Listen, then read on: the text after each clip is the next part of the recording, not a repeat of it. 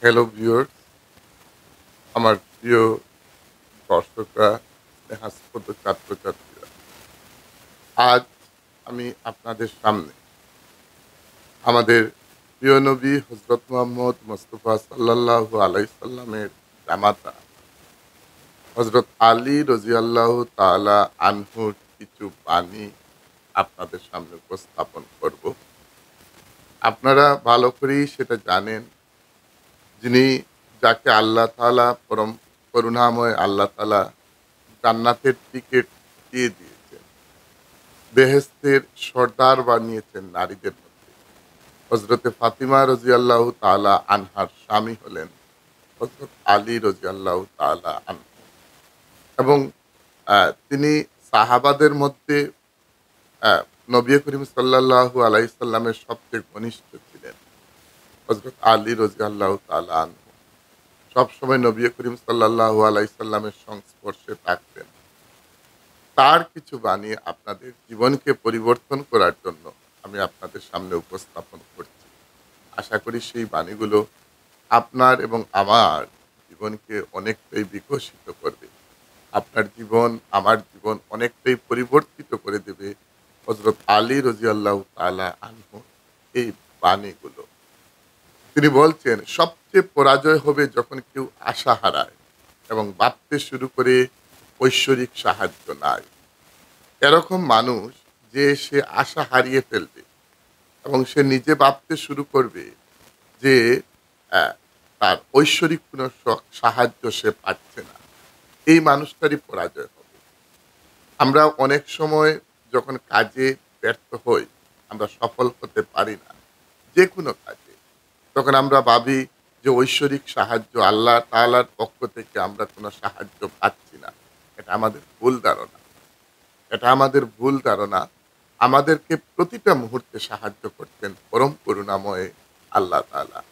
তাই যে মানুষটার মনে ওই কথাটা আসবে যে সে আ ব পরাজয় হচ্ছে এবং সে আশা হারিয়ে ফেলবে যে আল্লাহ তাকে কোনোভাবে সাহায্য করছেন না, সেই মানুষটারই পরাজয় হবে। সেই মানুষটারই পরাজয় হবে। কারণ প্রতিটা মুহূর্তে, প্রতিটা ক্ষেত্রে পরম করুণাময় আল্লাহ তাআলা আমাদেরকে সাহায্য করছেন। আমরা কখনো আশা হারাবো না।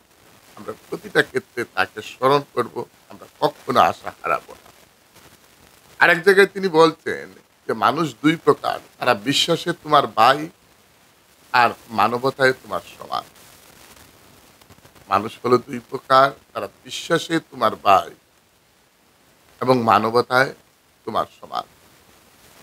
অর্থাৎ মানুষকে এভাবে বিশ্বাস করো যে তোমার ভাইয়ের মতো।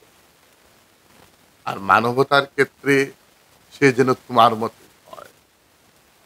আরেক জায়গায় বলছেন হযরত আলী রাদিয়াল্লাহু তাআলা আনহু যে, আ আপনার পিতামাতা যেভাবে আপনাকে বড় করেছেন, আপনার পিতামাতা যেভাবে আপনাকে বড় করেছেন, সেভাবে আপনার সন্তানদের বড় করবেন না।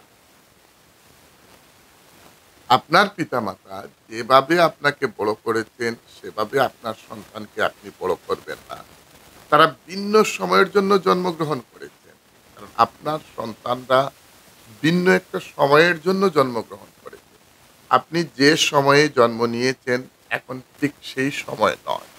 তাই আপনার পিতামাতা যেভাবে আপনাকে বড় করেছেন, আপনি তার চাইতে আরো অনেক উন্নতভাবে আপনার সন্তানদের বড় করুন।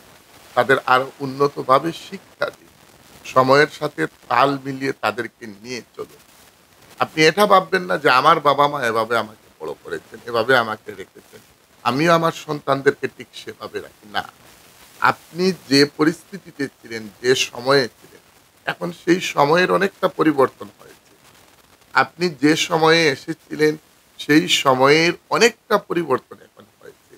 তাই এই বর্তমান সময়ের উপর ভিত্তি করে, ডিপেন্ড করে আপনি আপনার সন্তানদেরকে শিক্ষা দিন। বর্তমান সময়ের উপর ডিপেন্ড করে আপনি আপনার সন্তানদেরকে শিক্ষা দিন। তাহলেই দেখবেন সময়ের সাথে তাল মিলিয়ে আপনার সন্তানরা এগিয়ে যেতে পারবে। আপনার সেই অতীতের মানসিকতা পরিবর্তন করে বর্তমান সময়ের উপর ডিপেন্ড করে তাদেরকে শিক্ষায় শিক্ষিত করুন।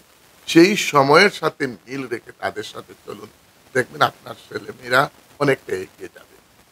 আরেক জায়গায় বলেছেন হযরত আলী, যার ধৈর্য নেই তার প্রজ্ঞা নেই। আমাদের প্রত্যেকটাকে যে আমরা ধৈর্য হারিয়ে ফেলি, আমরা কখনো ধৈর্য হারাবো না।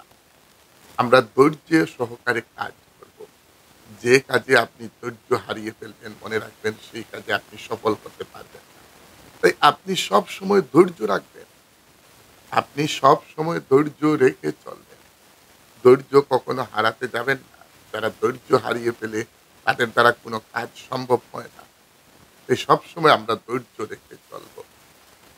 আরেক জায়গায় বলছেন যে একজন মানুষকে তার হৃদয়ের কাজ দ্বারা বিচার করা হয়, তার ত্বকের রঙের দ্বারা নয়। আপনারা জানেন হযরত বিলাল রাদিয়াল্লাহু তাআলা আনহু, হযরত বিলাল রাদিয়াল্লাহু তাআলা আনহু কোন রঙের ছিলেন, কিন্তু তার কর্ম ছিল সবচেয়ে সুন্দর। তার কর্ম ছিল খুব সুন্দর। তাই বলছেন হযরত আলী যে মানুষকে বিচার করুন তার হৃদয়ে দিয়ে, তার বাইরের রং দিয়ে নয়, তার রূপ দিয়ে নয়। মানুষকে বিচার করুন তার হৃদয় দিয়ে, তার অন্তর দিয়ে, তার মন দিয়ে তাকে বিচার করুন। তার মন কতটুকু পরিষ্কার, তার অন্তর কতটুকু পরিষ্কার, সে কতটুকু ভালো, সেটার উপর ডিপেন্ড করে আপনি মানুষকে বিচার করুন। তার বাইরের রং দিয়ে আপনি তাকে বিচার করবেন না। আরেক জায়গায় বলতেন, মানুষের মূল্য তার বুদ্ধিমত্তা অনুসারে, তার সম্পদ অনুসারে নয়। আপনি এরকম মানুষকে মূল্য দিন যার বুদ্ধি রয়েছে, যার জ্ঞান রয়েছে। তার সম্পদ দেখে মানুষকে মূল্য দেবেন না। আমরা সবসময় এই ভুলটা করি। মানুষকে মূল্য দেই তার সম্পদের উপর ভিত্তি করে না। হযরত আলী বলছেন, তার সম্পদের উপর ভিত্তি করে আপনি মানুষকে মূল্য দেবেন না। মানুষকে আপনি মূল্য দিন, মানুষকে আপনি মূল্য দিন তার বুদ্ধির উপর ডিপেন্ড করে। তার বুদ্ধি কতটুকু রয়েছে সেই বুদ্ধির উপর ডিপেন্ড করে তাকে মূল্য দিন। তাকে বিচার করুন আপনি তার বুদ্ধির উপর ডিপেন্ড করে। আরেকটা কথা মনে রাখবেন, ক্রোধ হলো আগুনের মতো। এটা সমস্ত গুণকে মুহূর্তের মধ্যে আপনাকে গ্রাস করে দিতে পারে। তাই সবসময় আমরা ক্রোধ বা রাগকে বর্জন করব। ক্রোধ বা রাগটা হলো আগুনের মতো এবং এটা যেকোনো মুহূর্তে যেকোনো সময় আমাদেরকে গ্রাস করে নেয়। তাই যত তাড়াতাড়ি সম্ভব, যতদূর সম্ভব আমরা নিজেদের রাগ বা ক্রোধকে বর্জন করে চলব। আমরা প্রত্যেকেই নিজেদের রাগ এবং ক্রোধকে বর্জন করে চলব। আপনার কাজ আপনার কথার চেয়ে জুড়ে কথা বলে। সবসময় একটাই কথা আমি বলি যে আপনি কথা বলবেন না, কাজ কথা বলবে। আপনি সঠিকভাবে কাজ চালিয়ে যান। আপনি ভালোভাবে কাজ চালিয়ে যান। দেখবেন আপনার কাজ আপনার চাইতে জুড়ে কথা বলবে। আমরা সঠিকভাবে কাজ চালিয়ে যেতে হবে। আমরা যদি ভালোভাবে কাজ চালিয়ে যাই, আমরা সঠিকভাবে কাজ করি, তাহলে দেখবে যে কাজই আমাদের কথা বলবে। আপনার কথা বলার প্রয়োজন নেই। আপনার কথা বলার প্রয়োজন পড়বে না। আপনার সমস্ত কথা বলবে আপনার কাজ। এবং সবসময় বুদ্ধিমত্তা নিয়ে চলুন, জ্ঞান নিয়ে চলুন, বোকার মতো নয়। নিজের রাগ, নিজের ক্রোধকে পায়ের নিচে ফেলে দিন। কারণ এই ক্রোধ এবং রাগ আপনাকে আগুনের মতো জ্বালিয়ে দিতে পারে। তাই এটাকে সবসময় বর্জন করুন। সবসময় বর্জন করুন। কাজ করতে থাকুন। দেখবেন কাজ করুন, আপনার জীবনে সফল হবে। আপনার কাজই আপনার কথা বলবে। আল্লাহর উপর ভরসা করুন।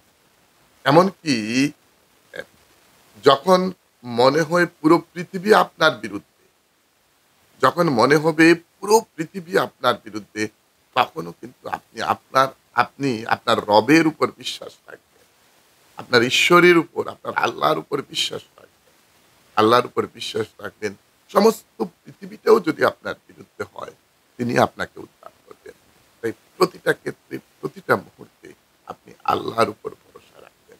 তার উপর ভরসা রেখে চলবেন। দেখবেন আপনি সব কাজে সফল হচ্ছেন। প্রতিটা কাজে আপনি সফল হচ্ছেন যদি তার উপর ভরসা রাখেন। নীরবতাই হলো বোকাদের জন্য সবচেয়ে ভালো জবাব। কে কি বলছে সেটা জবাব দেওয়া উচিত নয়, দরকার নেই। আপনি নীরব থাকুন। আপনি নীরব থাকুন। নীরবতাই হলো বোকাদের সবচেয়ে ভালো জবাব। আপনি নীরব থাকবেন। সব কারো সবগুলো কথার জবাব দেওয়ার প্রয়োজন নেই। আপনি নীরব থাকুন এবং নীরব থেকে আপনার কর্মের মধ্য দিয়ে তাদের জবাব দিন। নীরব থেকে আপনার কর্মের মধ্য দিয়েই তাদের জবাব দিন এবং প্রতিটা ক্ষেত্রে আপনি আপনার রবের উপর, আপনার আল্লাহর উপর, পরম করুণাময়ের উপর আপনি বিশ্বাস রাখবেন। আপনি বিশ্বাস রাখবেন। কারণ পুরো পৃথিবীটাও যদি আপনার বিরুদ্ধে চলে যায়, একমাত্র তিনিই আপনাকে একমাত্র তিনিই আপনাকে বিপদমুক্ত করবেন। তাই কোন অবস্থায় আল্লাহর উপর বিশ্বাস হারাবেন না। যারা আল্লাহর উপর বিশ্বাস হারিয়ে ফেলে, তারা সবচেয়ে বড় ভুল করে। তারা সবচেয়ে বড় ভুল। সবসময় ঐশ্বরিক সাহায্য আপনাকে এগিয়ে নিয়ে যাবে। এই কথাটুকু আপনার মধ্যে রাখতে হবে যে ঐশ্বরিক সাহায্যই আমাকে এগিয়ে নিয়ে যেতে সাহায্য করবে। প্রতিটা ক্ষেত্রে ঐশ্বরিক সাহায্য আমাকে এগিয়ে নিয়ে যাবে। একজন জ্ঞানী লোক কথা বলে কারণ তার কিছু বলার আছে। একজন জ্ঞানী লোক কথা বলে কারণ তার কিছু বলার আছে তাই সে কথা বলে। আর একটা মূর্খ কথা বলে কারণ তার কিছু বলার নেই সে মিছামিছি কথা বলে। এই জ্ঞানীদের কথা যখন বলবে তখন শুনবেন, সেটাকে অনুসরণ করবেন। জ্ঞানীদের কথা শুনবেন এবং অনুসরণ করবেন। তাদের কথাকে অনুসরণ করে চলবেন। প্রিয় ভিউয়ার্সরা, সম্মানীয় দর্শকরা, যদি আমার কথাগুলো ভালো লাগে তাহলে অবশ্যই সেটা শেয়ার করবেন। আশা করি হযরত আলীর সেই বাণীগুলো আমাদের জীবনকে পরিবর্তন করে দেবে। আপনি সেটা শুনুন, অন্যকে শোনার সুযোগ হোয়াটসঅ্যাপ গ্রুপেই হোক আর যেভাবেই হোক আপনি সেটা শেয়ার করে সর্বত্র ছড়িয়ে ছিটিয়ে দিন, যাতে করে সব মানুষ শুনে তার জীবনকে এই বাণীগুলোর দ্বারা পরিবর্তন করে দিতে পারে। কাল আবারও অন্য কোনো মহান মনীষীদের বাণী আপনাদের সামনে উপস্থাপন করব। ততক্ষণ আপনারা ভালো থাকুন, সুস্থ থাকুন এই কামনা করি। জয় হিন্দ। আপনার আজকের দিন শুভ হোক।